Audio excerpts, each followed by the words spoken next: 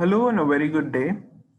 Welcome to today's webinar. My name is Abhilash and I am from the AD Solutions team here at Manage Engine, and I would be your presenter for today.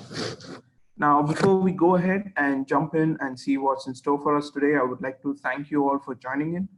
Thank you so much for taking out the time. Now, I understand that these are troubled times because of the pandemic and everything, and I hope all of you are indoors and safe. Now, before we go ahead and jump in and see what's in store for us, I would like to run a quick audio and a video check because I want to make sure that everybody out here today are able to hear me and are able to see the screen well. So I'll quickly start off with an audio check. So if my voice is well and clear, if my voice is reaching to you well and clear without any distortion in the audio, can you please use the Q&A tab in front of you and give me a confirmation, please? Thank you, Bruce. Thank you so much. Looks like the audio is reaching to you well and clear. Just another check for the video. If you can see the title and my name, my email ID, can you please give me another confirmation, please? Thank you, Barry. Thank you so much, Bruce. Thank you for your response. Looks like we are good to go. And yes, before we jump in, I would like to tell you that the entire session that's happening today is going to be recorded, and the recording would be sent to you on your email post the webinar. So if you've got any questions, please feel free to use the Q&A tab and keep them coming. I will try and address them during the course of the webinar. And even if I miss answering your questions, please do not worry. The last 10 to 15 minutes is going to be a dedicated Q&A session. So I will be answering your questions then, and you can ask me your questions then as well. All right. So all through the course of the webinar, if you have any trouble with the audio, any trouble with the video, just let me know using the chat tab or the Q&A tab, and I'll do my best to help you out. All right.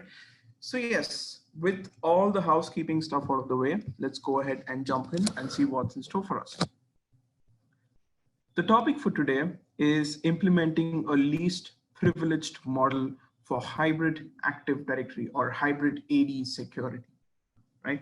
Now, why did I choose to speak about this today?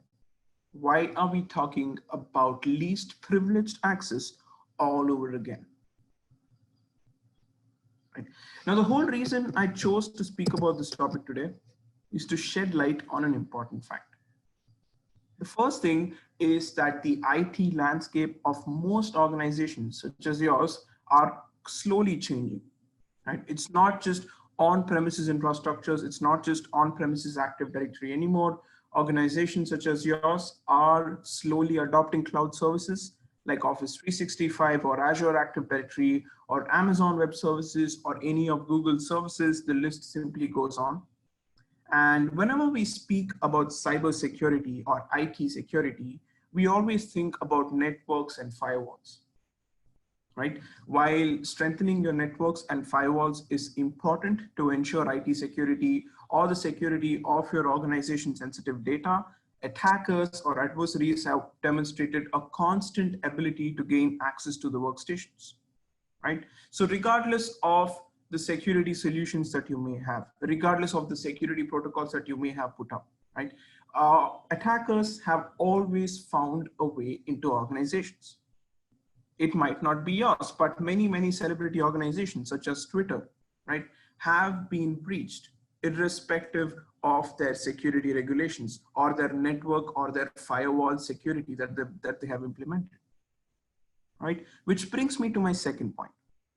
Now, I'm not belittling the fact that having network security or firewall security or security around your network perimeter is not important. I am not saying that, but all I'm saying is, if your accesses or for your users inside your organizations are not secure, that could lead to a security breach, right? The permissions that your internal users have, the resources your internal users can access, especially privileged access to sensitive or privileged resources.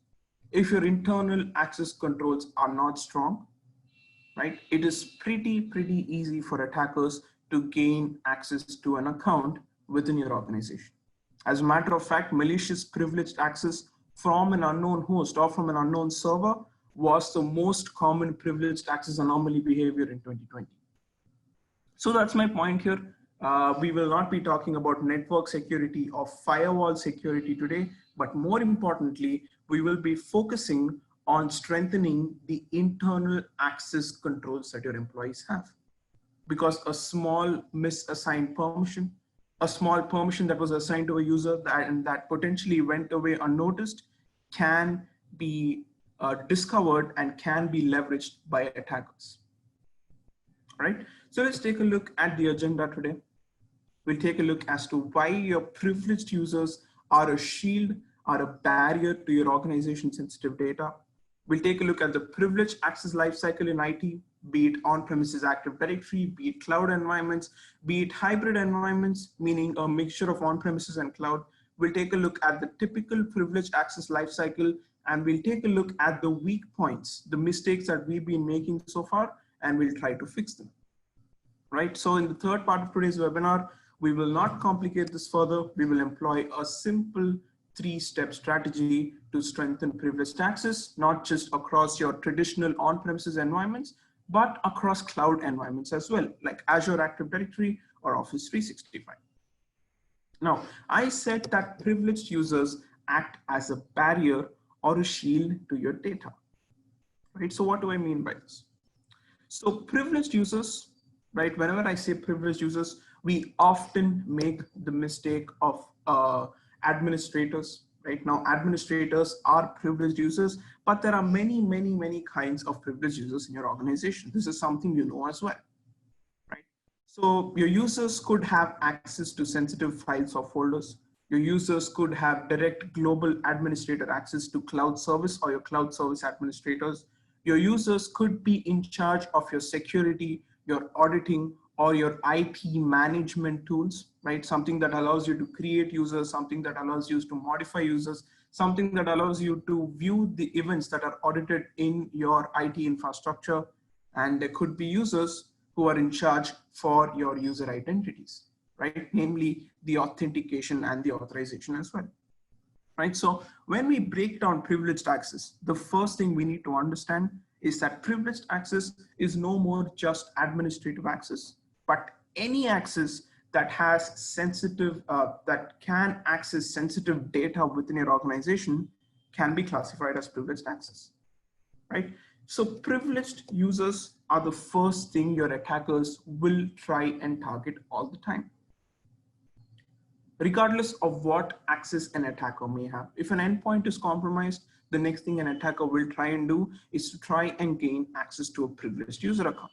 If an attacker somehow was able to compromise a privileged user account, the next thing an attacker will try and do is to try and gain access to a privileged user account that is higher up in the network hierarchy than the existing privileged user account.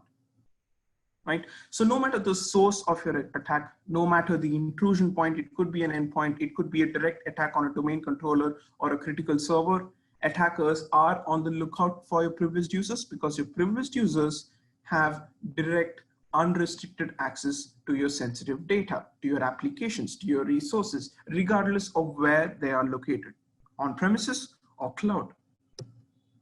Right. So I spoke about the privileged access lifecycle in IT. Now let's take a look at it and let's take a look at the weak points. Right. Now, as you can see, I've numbered them right here, number 1, 2, and 3. Right. Now, why have I numbered privileged resource access as the first thing that we need to focus on? The first things users do is they log on, right?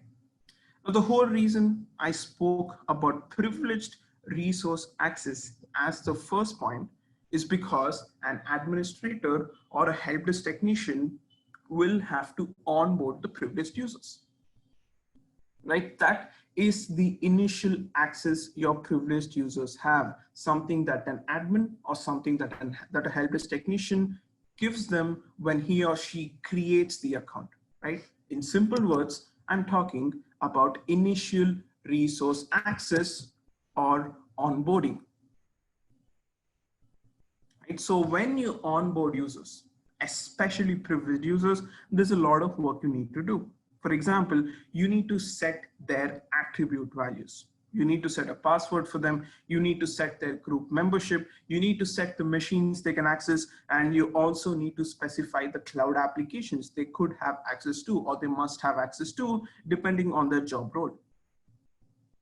Right? So that's the first thing we will be focusing upon, and that is the secure initial access to resources, namely security when you onboard your users in Active Directory or cloud environments like Azure Active Directory or Office 365, right? Because that is the first and the foremost access your privileged users will get. So that's when we shouldn't make any mistakes or any errors. Now let's take a look at the native tools that are used to basically create users and give them access. Right now, if you look at this, I'm pretty sure you know what this is. This is the ADUC tool or the Active Directory Administrators tool.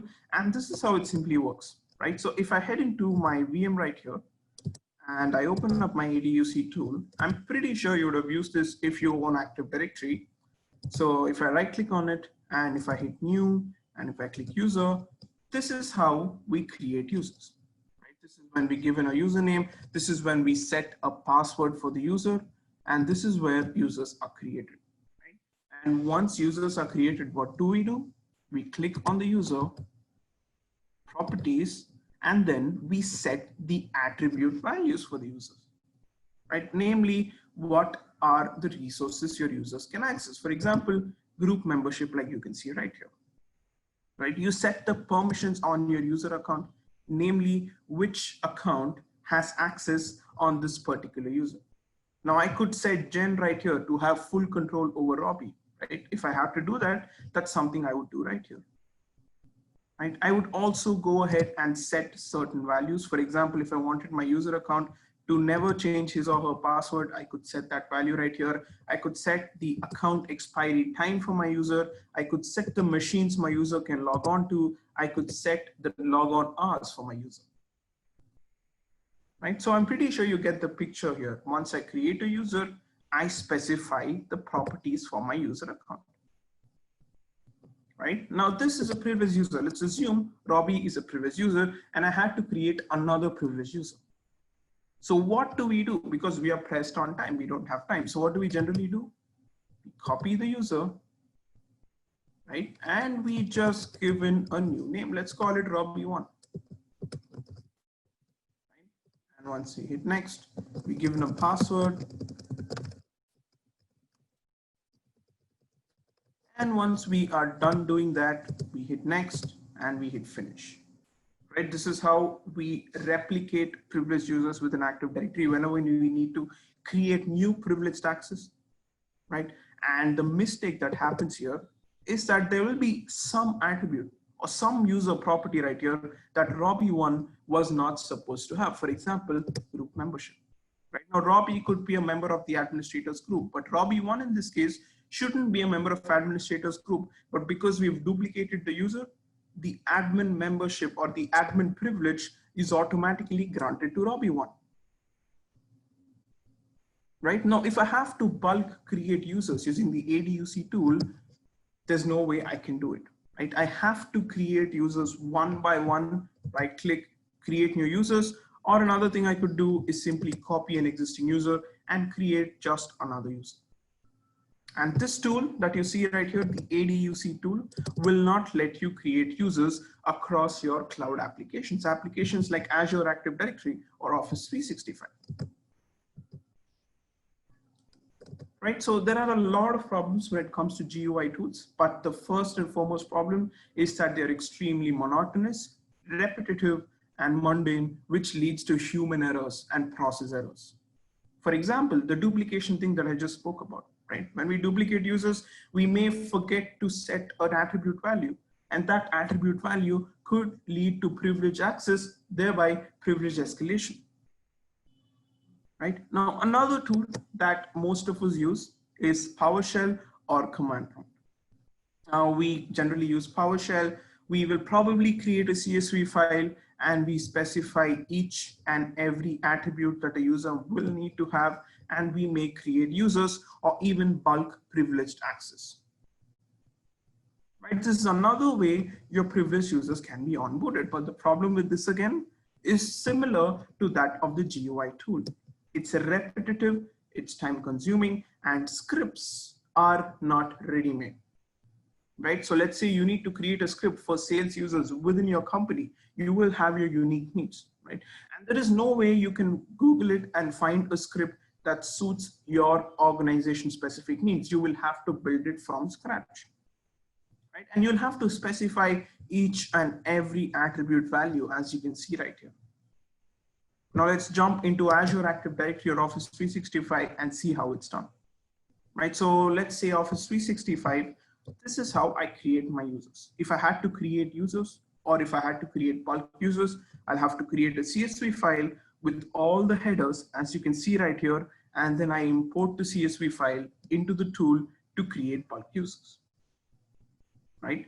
So the point I would like to put forth here is that using the GUI tools is repetitive, is time consuming, and no matter which tool you use, the ADUC tool or PowerShell, or even tools within Azure Active Directory to create your users, your user properties must be defined before creation, right? For example, the group membership, the password, the account expiry date, or the systems my user can log on to.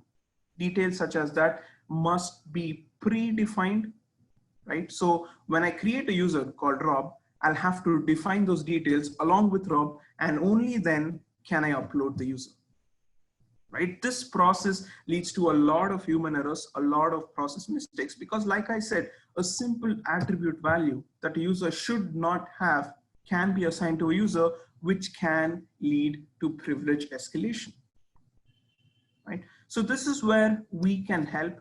This is where AD360 comes in. For those of you who are new to AD360, AD360 caters to your hybrid IT environment. So if you'd like to manage your Active Directory, we can help you with that. If you'd like to audit your changes within your Active Directory or your Azure or your file or folders, we can help you with that. If passwords is more of your concern, we can help you with that as well. And if you're concerned with backup or recovery, we got your back. So all you need to do is choose your module and let me know, and I'll help you set up AD360 as soon as possible.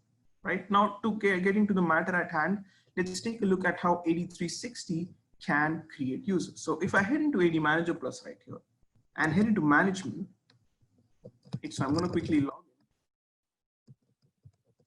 in. So I head into management, as you can see, and I've got something called user creation templates right here. Right, and let's see, I have a template right here called hybrid user creation. Let me just open that up. Here, I can specify the attribute that my privileged users are supposed to have.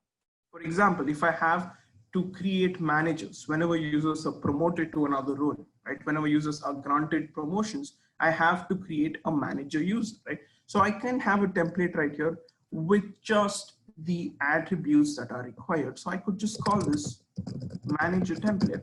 Right? I can set the attributes that I want. If I head into account, I can set the password for my manager. I can set the group membership for my manager. Now, AD Manager Plus is capable of generating passwords using a built-in password generator. So your passwords that are given to your users when you create them are extremely secure. I can set the password values. I can set the logon restriction. I can set the account expiry value. I can set the logon ask for my user. And the best part here is that using AD360 or AD Manager Plus, a module of AD360, I can set values for environments such as Office 365 as well. So if I had to onboard my user, or if I had to onboard a manager or a privileged user, I can create a template. I can predefine a template. And once that's done, all I got to do is head into management, create single user. And when I create the user, all I got to do is select the template from the dropdown, right? So my point here is that this is property definition before creating your users, right? So earlier what we had to do is whenever we created users, we had to define the attributes side by side. But now what we've done is we've carefully created a template and we've kept it aside. So whenever privileged users are onboarded in Active Directory, in Office 365, Exchange on premises, if you do have it, I can just use that template to onboard my privileged users, right? So why is this important? When you predefine your privileged properties, there will be no errors. There will be no human mistakes. This process is much more efficient when compared to using the GUI tools or when compared to using a shell, because when you use GUI tools or shells, you'll have to define the attributes when you create the users, right? So this is a pre-defining process. So you predefine the properties and then you create the user. Now, 8360 can automate your creation processes. For example, if you've got a bunch of users, as you can see right here using 8360, you can automate creation across your hybrid IT environment. So if you've got a bunch of privileged users you need to create, just run in an automation and you are good to go. So this is how it would work. If I head into my VM, my instance, automation, and all I got to do is create a new automation. Right? It's called user automation, and I'm going to select create users, and I can select the template that I want right here, the template that I just spoke about, specify the location of the CSV file that has nothing, just my usernames. And once I define the automation, hit save and run, I'm good to go. Right? So whenever the time comes, the automation will be executed, but at the same time, the admin will be notified at all times. So the beauty of 8360 is that you can predefine properties and you can use them when you create users, and 8360 can create users across platforms like Active Directory, like Office 365, or even Exchange on premises, or Skype, or Link. The list simply goes on. All right.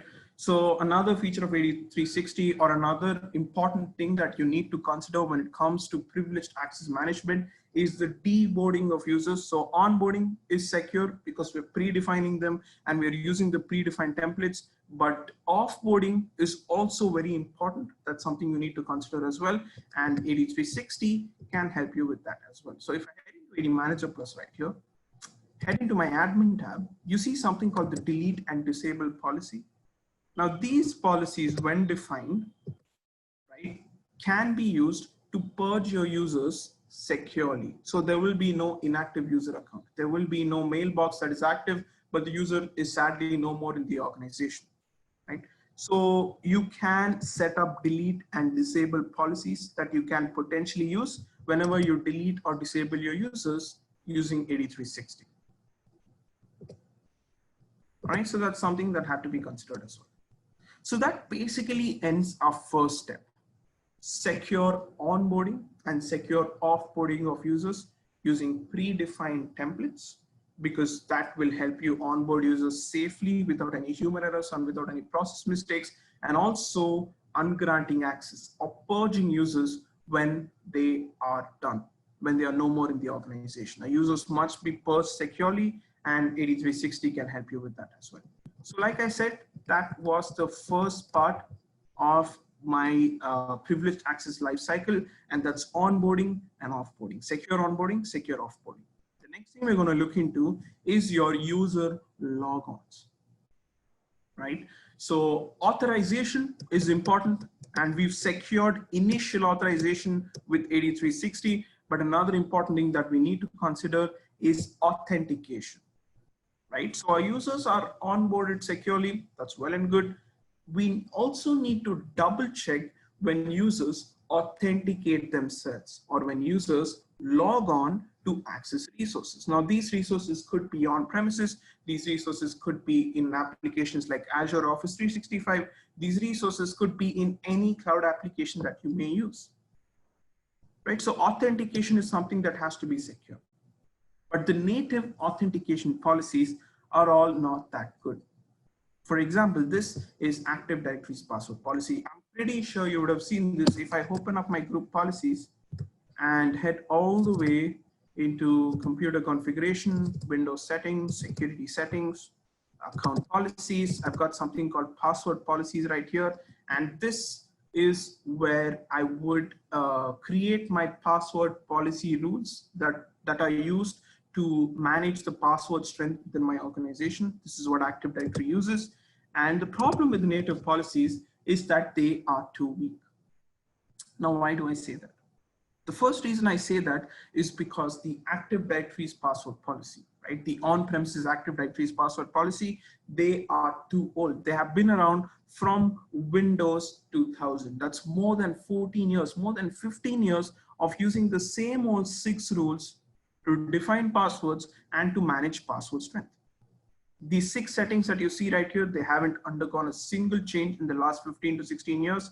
And another problem that comes with this is they cannot be directly applied to the OU structure of your organization.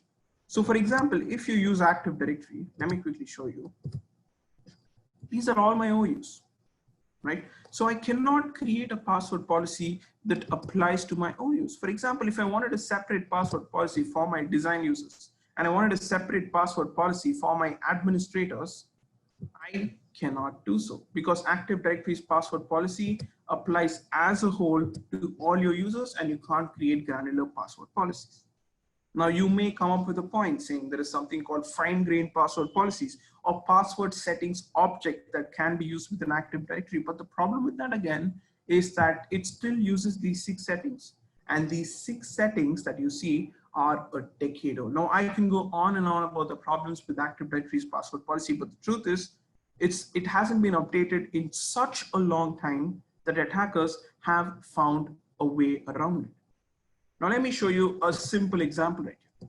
All right, so if I head on to my VM and minimize this, you can see that I've got Mimikatz right here. Now this is an open source offensive tool, freely available over the internet. You can download it and you can run it if you wanted to. And if your antivirus detects it, just a few changes in code and Mimikatz will be undetectable. And now let me show you how it all works, right? So if I open up PowerShell, so let me quickly increase the size of PowerShell. As you can see, I am doing here. Here we go. Let me show you a simple attack right here, right? So this is Mimikatz. I open a Mimikatz, I head in, I copy the path, and here we go, CD, just shift the path. I'm going to launch Mimikatz. All right, and I'm just going to run a simple command called LSA dump DC sync. All right, I'm just going to give in a username. I'm going to call it my administrator user, and I'm going to give it my domain name, which happens to be my domain name, right? And once I hit enter, you can see in just a few seconds, I have the user's NTLM password hash in front of me. Now, let me show you something. If I copy the hash value right here, minimize this, head on to my VM, open up a tool called crackstation.net. I paste the hash right here, confirm that I'm not a robot. Okay, let's just do this.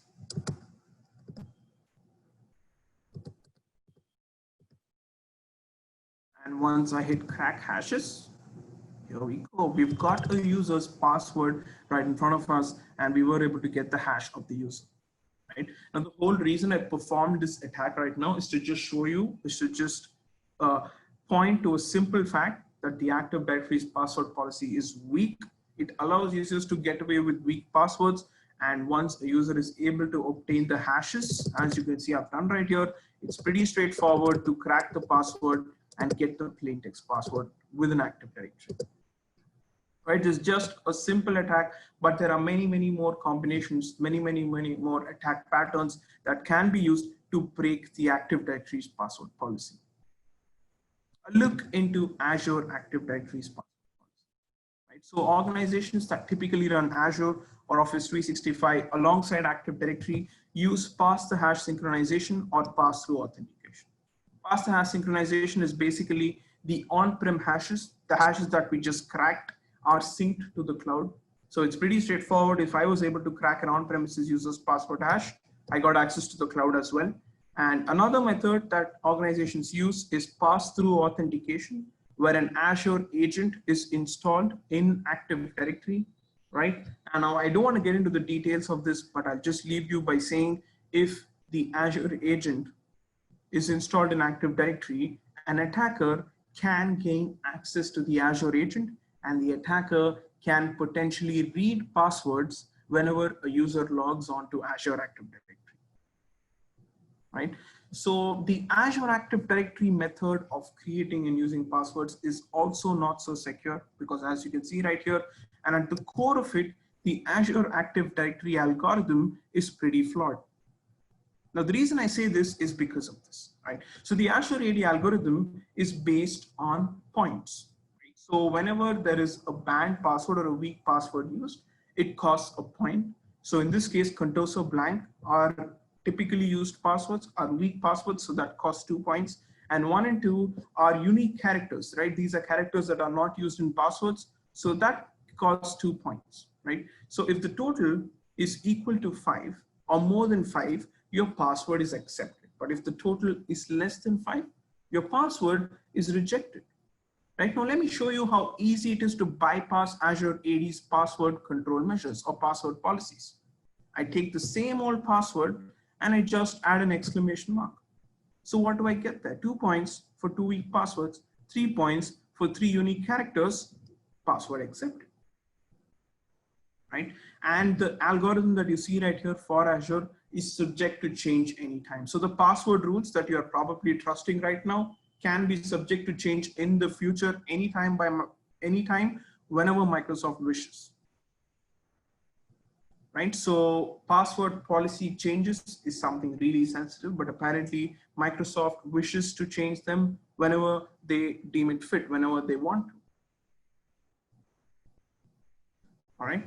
Now, I can go on and on about the problems that come in with Active Directory's password policy, that come in with Azure's password policy, but the truth is each part of hybrid IT responds to its own set of passwords. For example, your Active Directory uses the password policy that you see right here. Azure Active Directory has its own password algorithm, right?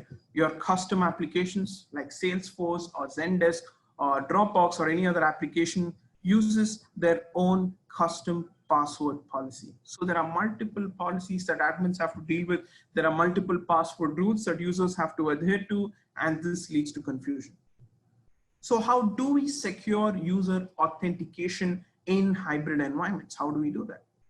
All we need to do is enforce a singular password policy, right? So if I head into my VM right here, my browser right here, you can see that I've got AD Self-Service Plus opened up. AD Self-Service Plus is the password security module of AD 360, and this is how it works, right? So in AD Self-Service Plus, if I head into configuration, you see something called policy configuration right here, right? So I can create policies in AD Self-Service Plus based on OUs, on groups, or individual users as well. So let me quickly log back in.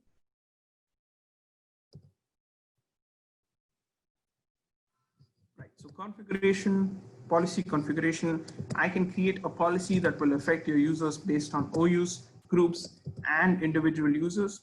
And this is what I mean by a unified password policy for hybrid AD. If I head into password policy enforcer, right, I can enforce the password policy that you see right here. So I can set the number of characters that I want in my password. I can set the number of uppercase, lowercase characters. I can ban the usage of passwords from older usernames or older passwords. I can ban the usage of certain patterns, as you can see. Let's just say password at 123, right? Or QWERTY 123. Many organizations still have these passwords. I can ban the use of certain dictionary words. There are built-in dictionaries that come in with AD 360, or you can specify your own dictionary as well. I can set a particular length of passwords that I wish my users to use in the organization. And the best part is this works on the basis of policies, right? So as you can see, I have an admin policy created right here. So for all my administrative users, I have a separate password policy for them that has stricter controls, something that Microsoft cannot help you with, but AD 360 can. All right. Now, an important thing that we need to think about is the hybrid part of AD. Now, as you can see, when I spoke about this, we only saw OUs and groups, right? So OUs and groups typically just apply to your on-premises Active Directory. What happens to my cloud applications like Office 365 or any other cloud application that I may use? For that, all I need to do is head into application, as you can see right here.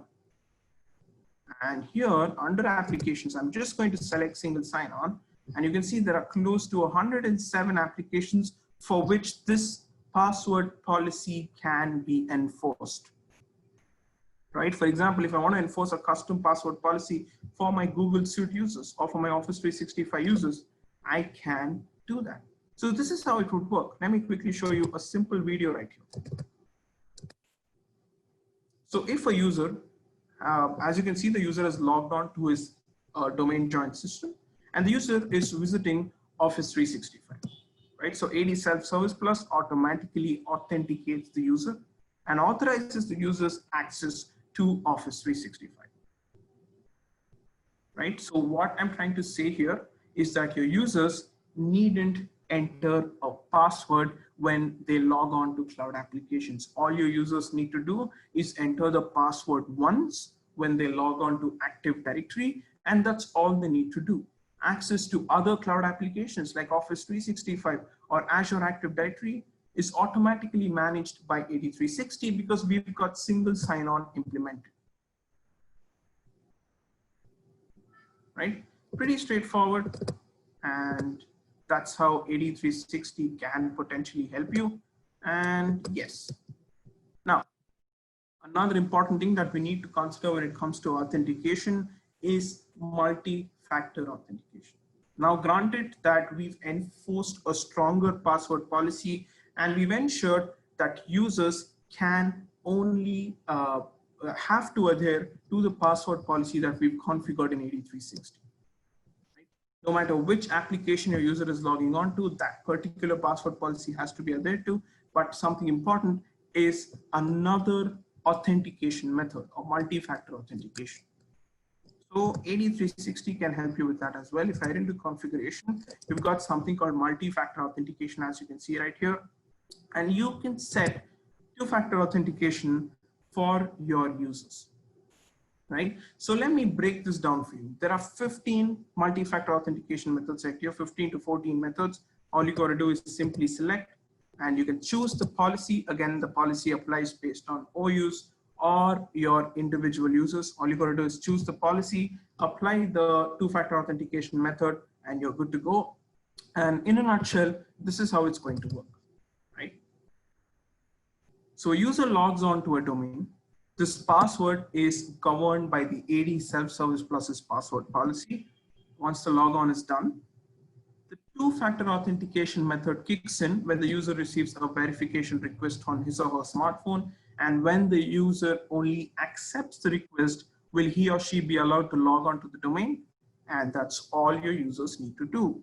Because we've got single sign-on implemented to all cloud applications, it's done, right? So that's just one password that's governed by AD Self-Service Plus's password policy, one-time two-factor authentication, and seamless access to all cloud applications,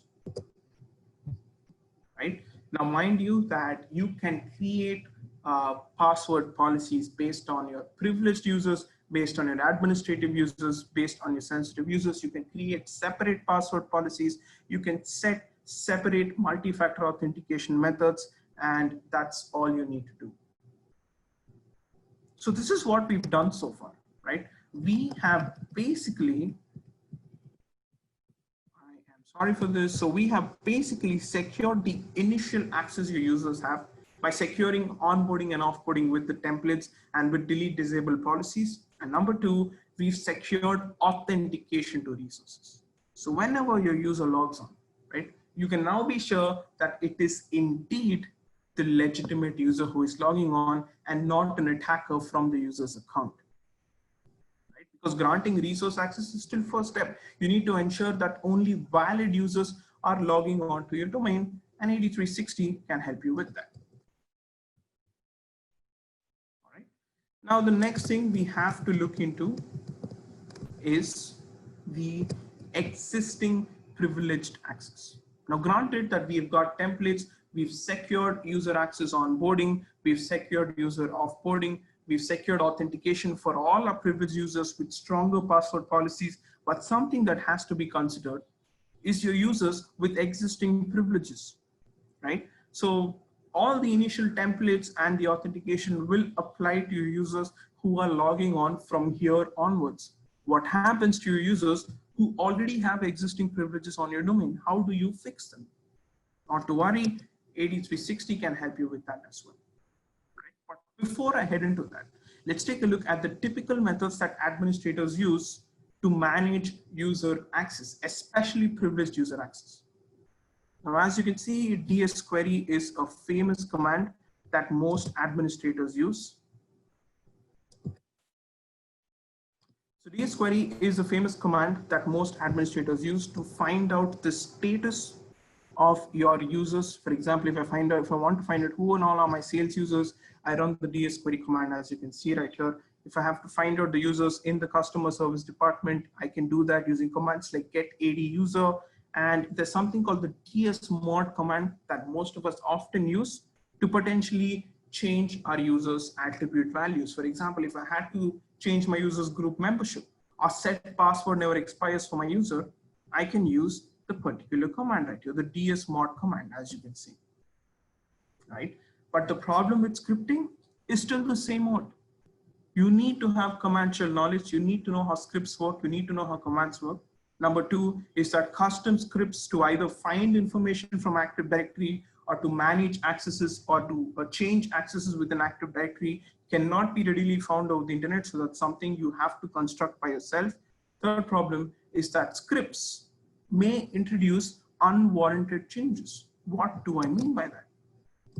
Let me show you a simple example again, right? So if I head on to my VM, and if I close this, you can see I have a script called the domain password spray right here, right? Let me show you what happens here. If I head into PowerShell, all right, let me quickly increase the size of PowerShell, properties, font, and I'm going to increase the size so you can view this a little bigger. And here I've got my script, right? My domain password spray script. This is how it's going to work, right? So cd desktop, and I'm going to run a command called PowerShell.exe-exec and then bypass. And now I'm going to run a command called import module./domain password spray.ps1. And now I'm going to run a command called invoke domain password spray. I'm going to give in a password called the password at 1, 2. Pretty sure you have an idea of what's happening right here. I'm trying to spray a commonly used passwords on my domain users. And once I hit confirm, just within a few seconds, here we have my user accounts and here we have the passwords, right? So the tool, the shell tool that we've all been so trusting on, that we all use to query for information or to manage things within our IT infrastructures can be leveraged by attackers. And this script is just a simple example. Right? Now, let me show you a non-shell way of discovering privileged access that your users may have. We'll take a look at Active Directory and we'll take a look at cloud environments like Azure Active Directory or Office 365 and see how. Right? So if I head into Active Directory, right here, this is AD360 and I've got reports right here. Right? For example, if I need to find out which groups my users are a member of, especially privileged groups, all I got to do is select the user. For example, I want to find out which groups my user is a member of, my user Luna, right? Once I hit OK and I hit generate, I will have the group membership details right in front of me, right? Now let me show you a simple exercise right here. This is Active Directory. I'm going to clear this. Right? I'm going to run a command called net user Luna to find out Luna's privileges. Right? So these are Luna's group memberships within Active Directory. Right? So a non-privileged user, just a standard user logging onto the domain. But what does AD360 tell me? Luna is an administrative user. Right? How did that happen? Now we know that Marketing Interns is a member of Marketing Australia. Marketing Australia is a member of the Marketing AD group, and Marketing AD group actually has administrative privileges. Right, so let me quickly show you so this makes more sense. If I head into users and groups, I'm going to select a group right here. I'm just going to call it, let's say, oops, my internet is a little bit slow. All right, here we go. I'm going to call it the administrators group. All right, so here we go. And once I hit generate, we've got the group membership details right here. All right. And once I scroll down, let's see if I've got any user who is not supposed to be a member of the admin group, but is actually a member of the admin group. Right. So I'm just going to type in domain admins as well right here, and I hit generate. And here are all my users who are a member of the domain admins group. Right. So what I mean by this is your users often end up having nested privileges in Active Directory, right? Nested group memberships. And that's something Active Directory will not tell you, because Active Directory only queries direct group memberships. But in AD360, we've got a checkbox right here that will help you query nested group memberships or indirect group memberships. So once if you find a user is a member of a group that he or she is not supposed to be, you can just check the user, you can delete the user, disable the user, remove the user from the group. So you can fix the privileged access mistake directly from the place where you've generated the information, right? So the reports are extremely granular, and there are a plethora of reports you can use. For example, if I head into inactive users right here, and if I hit generate, this will show me all of my inactive users within the last 30 days. So if my administrator account or if my privileged user account is potentially inactive, I can find my account right here. For example, let me just show you. Right, so if I find an administrator account right here, so let's see if I have an administrator. Here we go. We do actually have a server admin who has been inactive from 2019, right? So this account is enabled but hasn't been logged on to, password hasn't been reset in a long time. So I can just check the account and disable it right here, right? Or even delete the account if you want it. The list simply goes on. For example, if I wanted to find out which of my privileged users have been onboarded, but they haven't never been logged on to yet, I can find that out right here, because typically when we onboard users, we set predictable passwords thinking that the user, when they log on, they will change their passwords, but that's not the case because the user has been never logged on to. So if you have privileged users who've never been logged on to, you can search and you can fix the problem right here. The list simply goes on. If I head into password reports, I can find out which of my users have password never expires. I can find out which of my users who haven't changed their passwords in a long time. And if I head into security reports right here, I can find out my users' permissions on Active Directory objects. For example, if I click on search permissions, all right, I'm just going to select my user object right here. So let's just call this a container, and I'm going to select a particular container right here. Right? Let's just select everything, all right? And if I scroll down, you see that I have a container called Support New Australia, and I want to find which of my users have permissions on this particular container, right? And once I hit generate, you can see that the permissions are in front of us, permissions on the parent container, permissions in the containers that are embedded within the parent container, basically child containers. So all I got to do is click on it, and I have the detailed permissions right in front of me. So as you can see, a couple of my users have full control and have basically create permissions on this container, and I don't want them to have it. So I can find information such as that, and not just security objects. We also help you with NTFS reports. For example, if I wanted to find out which of my accounts, right, let's just say Luna again, have permissions on a particular folder, right? So I'm just going to select the folder right here, and let it be a potential confidential folder. Right, so all you're going to do is just specify the path right here. Here we go. Here's my folder, and I can set the subfolder level for which I want to search the permissions for. I can specify the permission that I wish to search for, and once I hit generate, I've got all my file or folder permissions across my file or folders in front of me. right? So the list simply goes on. With respect to Active Directory, there's a lot that you can do. You've got your group reports, you've got your computer reports, right? For example, you wanted to find out which computers are active, which computers are inactive, you can do that as well. You've got your object-based reports, you've got your NTFS reports, and when it comes to Office 365 or Azure Active Directory, we can help you with that as well.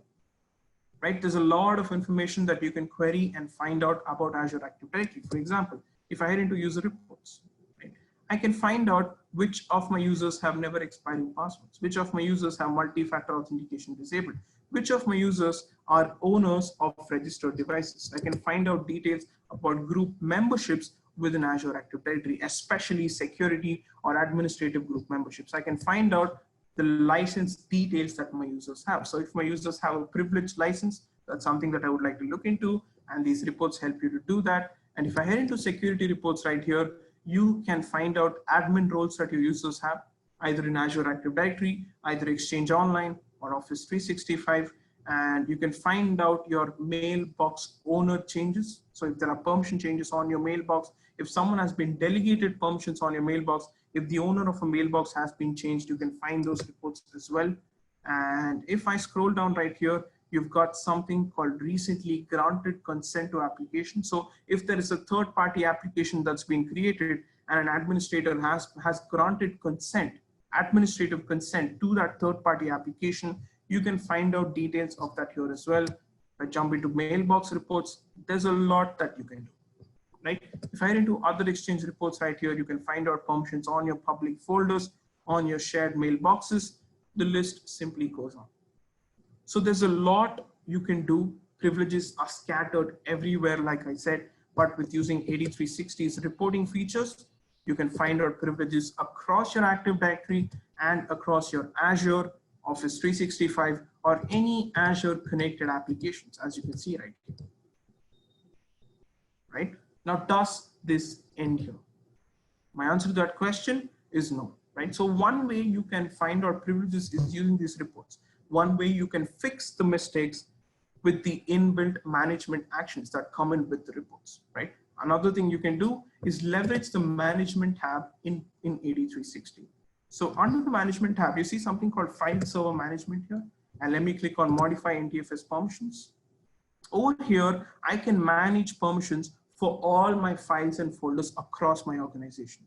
So all I got to do is select the folders that I want, set the permissions that I want. Once I click modify, permissions will be modified, right? The beauty of 8360 is that we always give you something extra. So if you've got a bunch of sensitive file or folders that you wish to restructure the permissions for, or that you wish to view the permissions for, you can view the permissions using report, and the management tab right here will help you fix permissions in bulk, especially your privileged permissions, right? You see this checkbox right here? Remove all existing permissions and apply only the permissions that you specified here. When you check this box, only the least privileged permissions that you've applied will apply to your objects, right? So these are a few features, a few extra features that 8360 can help you with as well. All right. So this is a non-shell way of discovering permissions because, like I said, shells are difficult to use. Shells can be abused, and 8360 gives you inbuilt reports with management action. So if there is a permission mistake that you find, a privilege that is granted to a user that he or she is not supposed to have, for example, a group membership, you can fix the problem then and there. All right. So like I said, visibility on permissions, management on permissions, both is possible with 8360. And of course, you've got automation in 8360 as well. So let's say you have inactive users in Office 365 or in Active Directory. You can set an automation to basically disable the users and delete the users across hybrid AD, right? Not just across Active Directory, but across Office 365, Exchange servers, the list simply goes on. So if you've got inactive user accounts, if you've got stale user accounts, you can automate the cleanup process as and when you want to. And also you can delegate permissions across hybrid AD with 8360. Right? So let me show you a simple example right here. If I head on to my VM, to my system, and I've got something called delegation right here. Right? So I'm just going to say help to scrolls. I'm going to create a new role.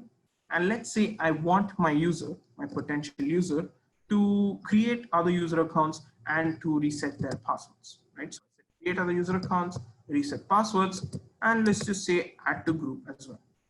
I'm going to call the role name a HR role. And once the role is created, all you're going to do is apply to a technician that's configured here. A technician is no one but an Active Directory user.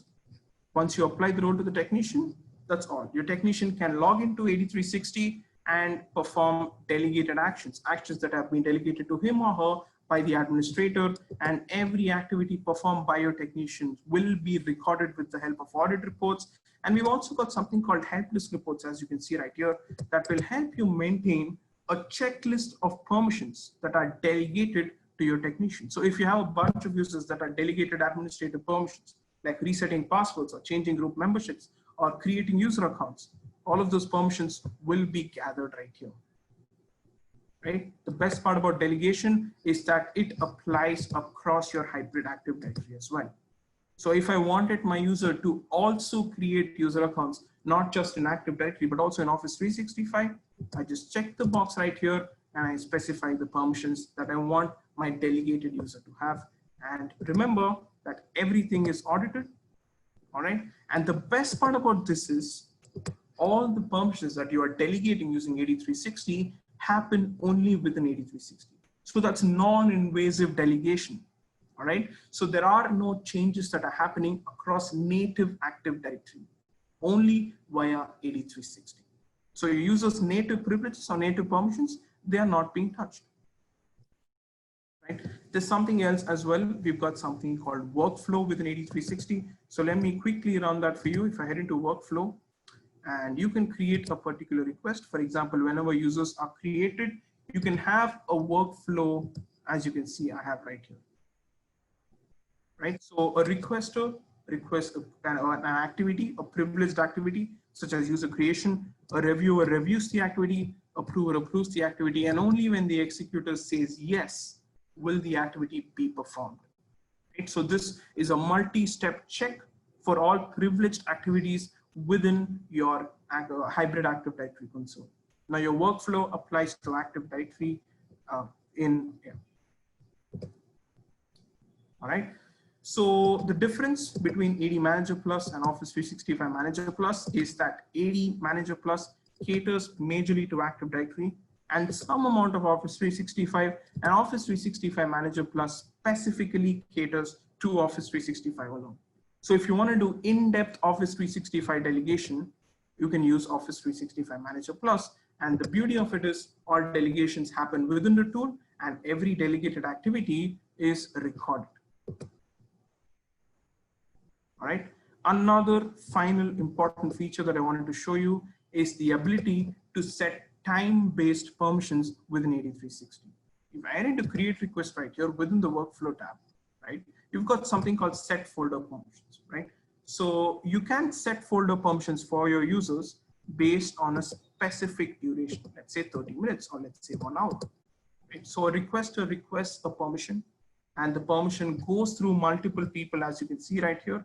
And once the permission is granted and once the duration has expired, the permission will automatically be revoked or be removed because the permission is only valid for 30 minutes, right? So you can set time-based permissions with 8360 for your groups, for your files and folders. All right, and this applies to your Active Directory groups alone, and of course, your files and folders across your Windows file service. Last but not the least, we've got privileged activity or access monitoring, right? So we've secured initial authorization, we've secured onboarding, we've secured offboarding, we've secured passwords, we've learned how to view the permissions that users may have, we've learned to restructure the permissions with built-in management actions. Last but not the least, we've got to monitor privileged permissions that may be granted to your end users, right? And these are a few limitations that come in with native auditing. All your activities are dumped in one location. For example, if I speak about Azure Active Directory, if I speak about Active Directory, right, every activity is dumped to the event viewer in the security log.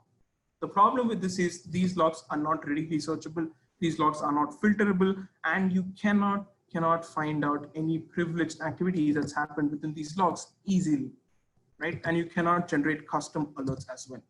These are a few problems that come in, and 8360 can help you with that. We are a little short on time, so I'm going to rush through this. So 8360 can help you audit activities across Active Directory, Azure, member servers, workstations, NetApp, EMC, data storage devices if you do use them.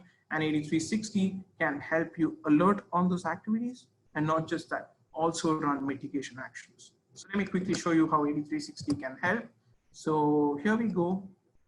This is AD Audit Plus, a component of 8360 that will help you monitor privileged activities that are happening across hybrid Active Directory.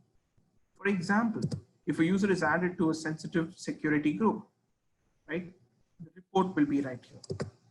If a user, let's say a group policy setting is enabled. For example, if I head into group policies, there are many ways settings can be changed. For example, the password policy can be changed, and the user rights assignments can be changed. For example, users may be given access to log on through remote desktop devices onto privileged workstations. Users may be given privileges within group policies to back up files or folders.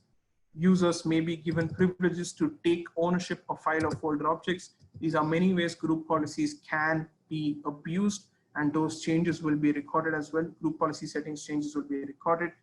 Permission changes, right? Explicit permission changes on your user object. So if a user is granted full control access on any object within Active Directory, those permission changes will be recorded right here within the logs. What do I mean by that? Let me show you a simple example right here. If I head into Active Directory, and let's say my user Tony, right, I head into the security tab, and I add a user Luna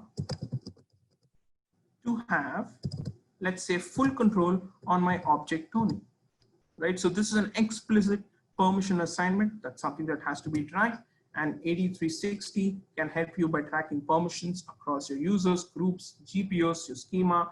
The list simply goes on. 8360 can also help you track changes across Azure Active Directory. For example, if your users' passwords are reset in Azure or an Active Directory, 8360 immediately throws an alert.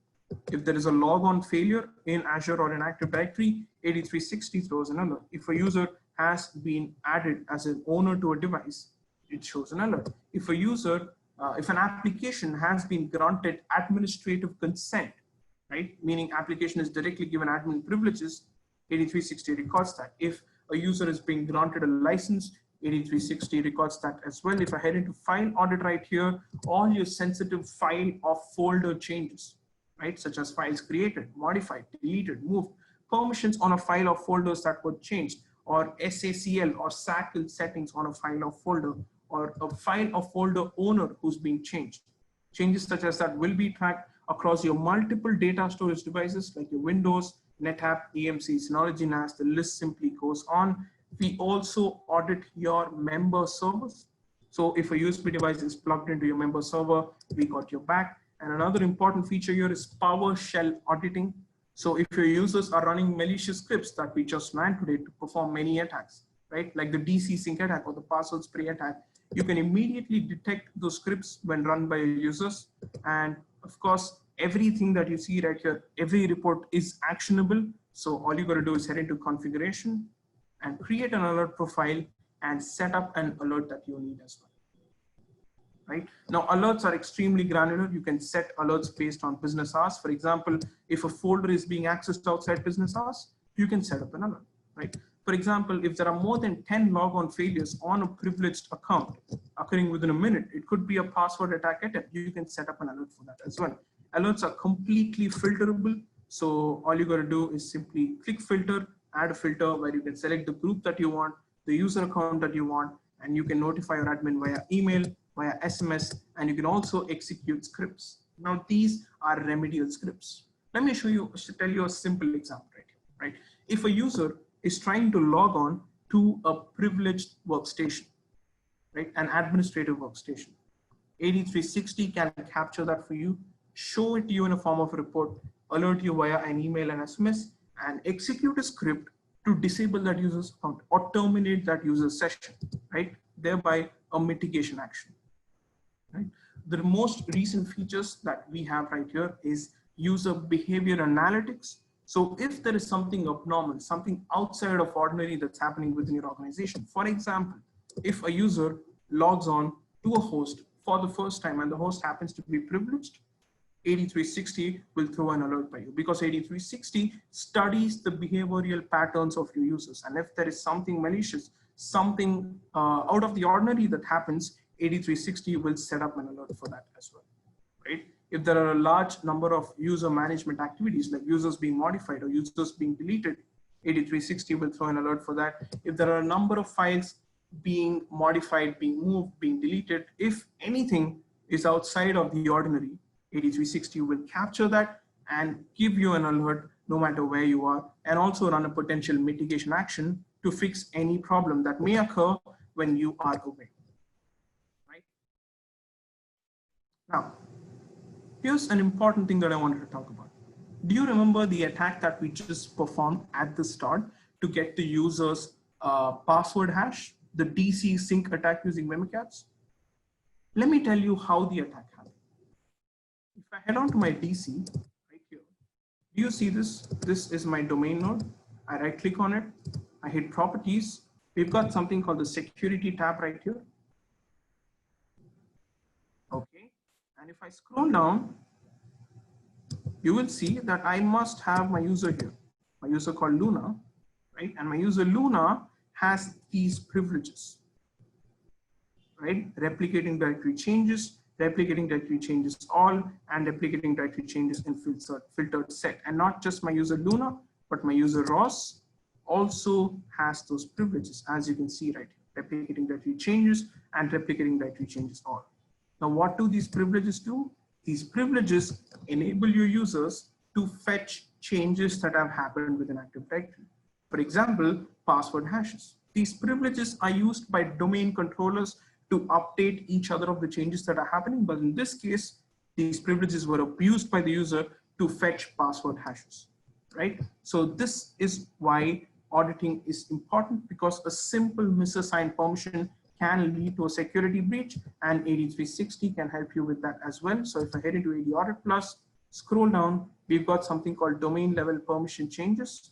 And if I view that right here, you will see permissions that are assigned to your users, right? Replicating directory changes, replicating directory changes on. You get a bird's eye view on permissions that are assigned to your users. And of course, all of these reports can be alerted upon. This is what we've done so far, right? We've secured initial access. We've ensured that access are purged completely when your privileged users leave the organization. We've understood what privileges our users have, our existing user privileges. We set up streamlined actions with workflows, with time-based permissions, with reports that can help you gain insights, with management actions that are built in across your reports. And of course, every sensitive change, every privileged activity is recorded within hybrid Active Directory, so no change ever escapes your sight, right? So a quick overview of what we saw today: the importance of privileged user monitoring. We classified various forms of privileged access. We identified the inaccuracies in the privileged access lifecycle, namely with initial authorization, with authentication, that's something really important, and also access changes or existing permissions that your users may have. And last but not the least, we've secured permission changes that happen with auditing across Active Directory and Azure Active Directory and your data storage devices, your member servers. The list simply goes on. Right? So I would like to end today's session by just saying that privileged access is not a constant. Privileges keep changing. Privileged access is something that cannot be covered in one webinar session. Privileges, new resources are introduced every day. Privileges keep changing. The only way is to adapt, learn, and improvise. Right? Whenever new privileges come in, we need to understand what they are. We need to understand which of our users have the privileges. We need to understand how we can securely grant privileges. We need to understand how privileges, when granted, are notified to you as an administrator or a help desk technician, right? So I don't want to take too much of your time, but in a nutshell, this is what we did today. We ensure that privileged users are authorized access carefully, initial authorization. We secured passwords, that's authentication.